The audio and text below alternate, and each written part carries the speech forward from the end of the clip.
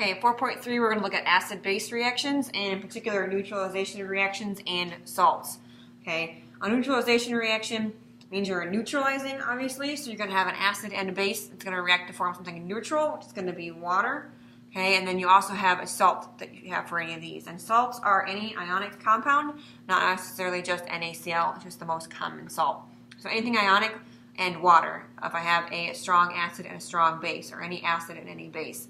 Okay, now if I have a strong one, like you do for, say, HCl here, with the NaOH, HCl and NaOH are strong acids and strong bases. Those ones are going to break up completely. So if you're going to write out your net ionic, those ones should totally break apart. Okay, and then as would your salt there, NaCl, that's an ionic compound, so that should also break apart. The only thing that should stay together is your liquid, which is the water. So any neutralization reaction with a strong acid and a strong base will always be the same. It's that H plus OH minus yielding H2O. So that's what that's always going to be for anything, any acid or any base that is strong. If you start dealing with a weaker one, then the weak ones will not break apart completely. So you won't have just H plus here. You would have HC2H3O2 or HF or something else instead of that. Okay, so we're going to write a balanced complete chemical equation for the reaction between acetic acid and barium hydroxide, and then we're going to also write the net ionic. Again, you can write the complete if you want to, but you don't have to. Here you have acetic acid, which is HC2H3O2. Acetate is a 1 minus, H is a plus, so they equal out. And you're going to add to that barium hydroxide. I told that one was BaOH2. And so we're going to make here, again, double replacement. So the H and the OH go together, so we get H2O. You can write HOH or H2O, it doesn't matter.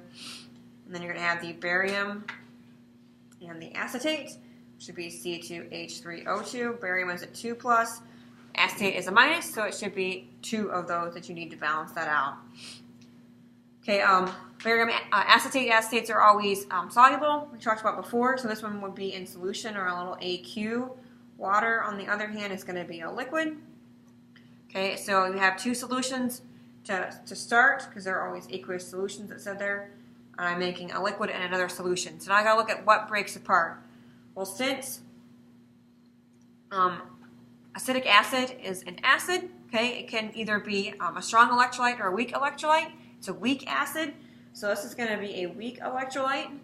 Okay, barium hydroxide, that is just an ionic compound, and it's also a strong base, which means that it's going to be a strong electrolyte. I have water, it's a liquid, it stays together, and then I'm going to have barium acetate, which is also going to be a strong electrolyte since it is an ionic compound. You want to go back through and make sure that it's balanced when I go to break everything apart, and I did not. I would need 2 waters and 2 acetic acids to make that balance. So now I'm going to go through and break everything apart. So this strong electrolyte here and this strong electrolyte there will break apart. Nothing else will. So that's why I end up with the HC2H3O2 plus my Ba plus 2 OHs yields 2 waters. That's a liquid, so it stays together, plus a barium and 2 acetates. And what you should notice is what's canceling here. And what's canceling basically are just the bariums. The acetates don't, because the acetic acid does not. So it's a little bit different than the strong acid ones. And technically this arrow should be double-sided. I'm not that picky to start the chapter though, so it's okay.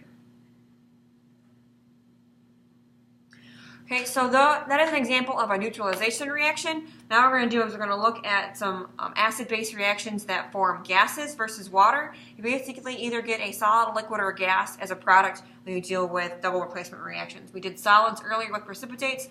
Water is really the only liquid that we form, and then we're going to deal with gases here. And these ones I think are the harder ones to remember. Okay. Basically the 3 main gases that you get from these are going to be carbon dioxide, sulfur dioxide, or ammonia. I think I also put a hydrogen sulfide as well. So if I want to make any sulfide and any acid, we'll make hydrogen sulfide. If you see a carbonate, especially carbonates and acids, those will form carbon dioxide, water, and a salt.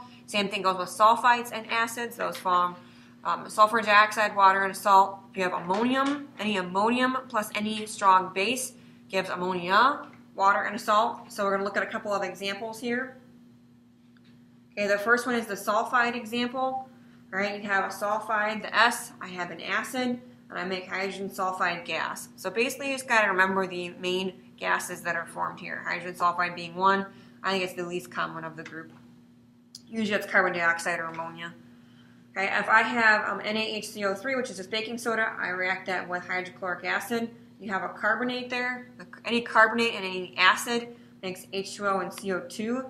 Because if you're dealing with a double replacement reaction, that H from your acid should go with the HCO3, which would make H2CO3. Well, H2CO3 we talked about last year is something that is not stable. It does not stay together. You don't have carbonic acid.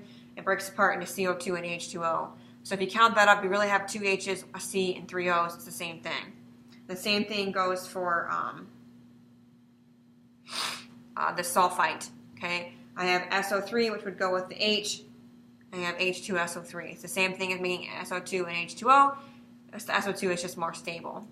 The last one is the ammonium one. Okay, you really would make, instead of NH3 and H2O, you really would make NH4OH, ammonium hydroxide. Ammonium hydroxide and ammonia are kind of interchangeable, and actually ammonia is the more common stable version here. Okay, so if you see ammonium, especially in a base, because I should have had NH4 and OH together, it's going to be NH3 and water.